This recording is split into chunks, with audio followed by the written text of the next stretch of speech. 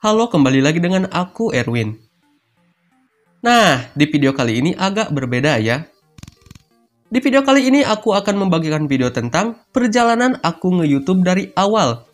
Bagaimana cara menghasilkan uang dari YouTube, dan berapa penghasilan pertama aku dari YouTube. Tapi sebelum masuk ke inti pembahasan, yang belum cuci tangan silahkan cuci tangan dulu. Selalu ikuti protokol kesehatan, memakai masker, jaga jarak, dan yang paling penting berdoa agar virus ini cepat berakhir. Amin. Ingat pesan ibu. Ingat pesan ibu.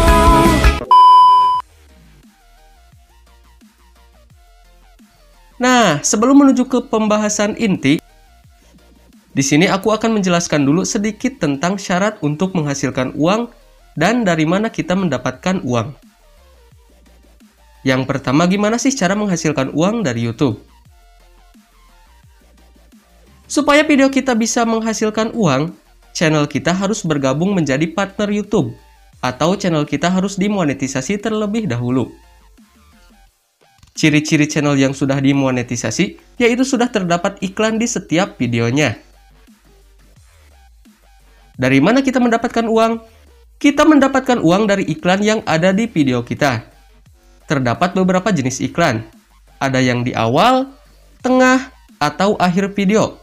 Dan ada yang bisa di-skip, ada juga yang tidak bisa di-skip. Setiap iklan harganya berbeda-beda. Kalau yang ada di samping video biasanya itu relatif murah. Sedangkan kalau yang ada sebelum video itu dimulai, itu relatif agak mahal. Dikit.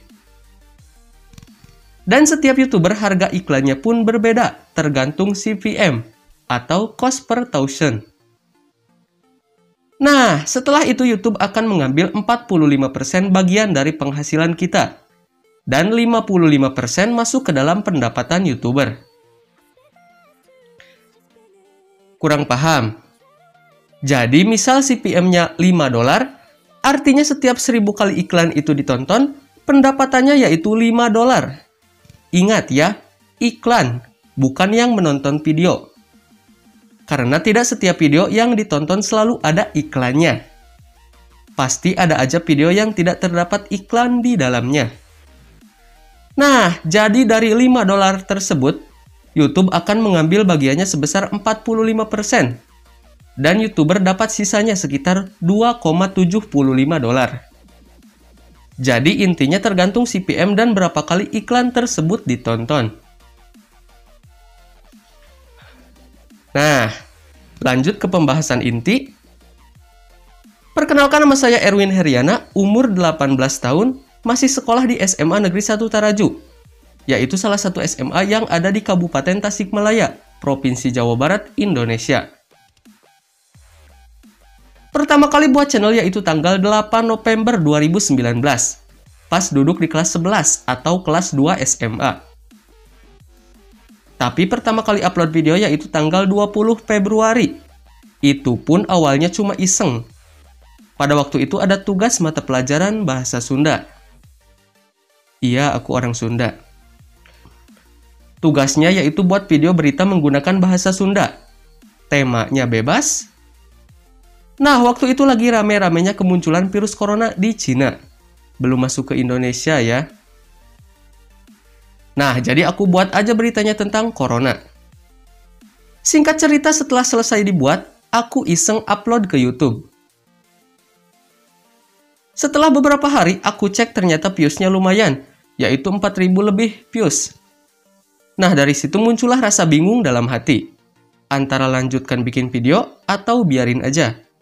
Toh awalnya cuma iseng doang kan? Nah, setelah 1 bulan dari video pertama, viewsnya semakin bertambah. Yaitu kalau gak salah 5000 lebih views. Ya udah, aku putuskan untuk upload video lagi. Tapi masih bingung mau upload video tentang apa. Aku cari dulu referensi di internet. Setelah menemukan konten yang cocok, langsung aku buat dan upload di YouTube. Yaitu pada bulan Maret. Ya, jadi video kedua aku yaitu bulan Maret. Nah, dari situ aku mulai upload video minimal seminggu sekali. karena harus bagi waktu antara sekolah, belajar, dan bikin konten. Dan alhamdulillah ternyata channel aku semakin berkembang. Pada tanggal 24 April 2020, channel aku mencapai 1000 subscriber. Dan waktu itu videoku baru 12 kalau gak salah ya. Aku juga buat video tentang detik-detik 1000 subscriber. Bisa kalian cek videonya. Scroll aja ke bawah ya. Dari situ aku semakin semangat dong bikin kontennya. Pada tanggal 21 Juli akhirnya aku mencapai semua persyaratan, yaitu 4000 jam tayang atau 4000 jam waktu tonton. Emang agak lama sih, tapi gak apa-apa lah. Toh awalnya juga cuma iseng, upload video juga semaunya karena aku masih sekolah. Nah, pada tanggal 22 Juli aku langsung ngajuin monetisasi. Ya berarti kurang lebih butuh waktu dari awal upload sekitar 5 bulan lebih sampai bisa ngajuin monetisasi. Gak butuh waktu lama, sehari kemudian yaitu tanggal 23 Juli ada email masuk bahwasanya channel aku sudah diterima monetisasi atau diterima jadi partner YouTube. Dan waktu itu subscriber aku baru 1890 subscriber. Aku seneng banget dong. Karena aku dapat berita dari konten kreator lain, peninjauan untuk dimonetisasi bisa sampai 1 bulan, bahkan lebih. Tapi channel aku hanya membutuhkan waktu 1 hari untuk ditinjau. Segera aku langsung menyuruh kakakku untuk cek video. Apakah udah ada iklan di videonya atau belum? Dan ternyata udah ada iklan di video aku. Dari situ aku semakin semangat lagi untuk membuat konten. Karena video aku udah bisa menghasilkan uang dari YouTube. Nah, pada tanggal 15 Agustus 2020, aku baru mendapatkan 10 dolar. Kalau dirupiahin sekitar 140 ribuan lebih lah. Karena aku udah mendapatkan 10 dolar pertama, langsung ada email masuk dari Google AdSense. Harus verifikasi identitas berupa foto KTP. Nah, karena waktu itu saya baru umur 17 tahun, sedangkan syarat minimal untuk daftar Google AdSense harus berumur minimal 18 tahun. Jadi waktu itu aku menggunakan foto KTP mamah aku, dan langsung mengirimkannya pada tanggal 15 Agustus, hari di mana aku dapat email tersebut. Pada tanggal 17 Agustus ada notifikasi bahwasanya identitas yang aku kirim ditolak, karena gambar tidak jelas atau buram. Dan aku dikasih kesempatan kembali untuk mengirim yang kedua kalinya. Langsung aku cari informasi di internet gimana cara foto KTP dengan benar. Nah, setelah menemukan caranya, besoknya tanggal 18 Agustus pukul 8 pagi, aku kembali mengirim foto KTP untuk memverifikasi identitas. Dan tidak butuh waktu lama, pukul 8:49 ada notifikasi bahwa verifikasi identitas berhasil. Dan pihak Google AdSense memberitahukan bahwa mereka telah mengirimkan surat PIN Google AdSense ke alamat aku pada tanggal 18 Agustus dan akan sampai 2-4 minggu setelah surat itu dikirim. Sambil nunggu surat PIN Google AdSense, aku sesekali bikin konten. Ternyata pada tanggal 18 September suratnya belum sampai juga. Gak tahu nyangkut di kantor pos atau gimana ya. Langsung saja aku verifikasi untuk pengiriman surat yang kedua. Dan mereka kembali mengirimkan surat pada tanggal 19 September 2020. Nah, sembari nunggu surat PIN Google AdSense, saya menambahkan metode pembayaran pada tanggal 21 September. Waktu itu aku menggunakan rekening BRI ya. Dan pihak AdSense akan mengirimkan uang kepada rekening kita 2-3 hari dengan nominal di bawah Rp1.000. Tanggal 23 September aku cek ke ATM. Ternyata udah masuk. Langsung saja aku verifikasi nomor rekening. Waktu itu saldo saya baru mencapai 55 dolar.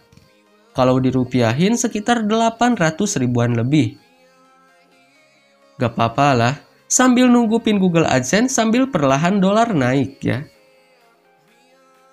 Nah, tanggal 17 Oktober pin Google AdSense belum juga sampai, baik pengiriman yang pertama maupun pengiriman yang kedua.